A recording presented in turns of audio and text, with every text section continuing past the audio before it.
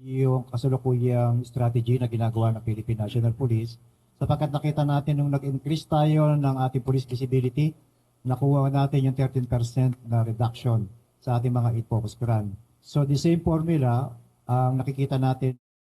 Pinag-aaralan na ng Philippine National Police ang paglalagay ng muzzle sa baril ng mga pulis ngayong holiday season. Iniiwasan natin yung temptations ng ating mga member ng Philippine National Police na magpagsagawa po ng paputok upang maalis natin yung temptations o yung instrument po ng temptations para magawa po nila yung mga indiscriminate firing. Pinalabas po na memorandum ang ating Chief PNP.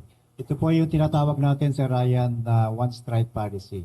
Kapag po nagkaroon ng indiscriminate firing sa mga locality at hindi maiwasan, binibigyan po ng ating Chief PNP o ng pamunuan ng PNP ng 36 hours na isolve yung insidente, otherwise sila po ay marirelieve sa kanilang mga pwesto. Ito po yung one strike policy po natin.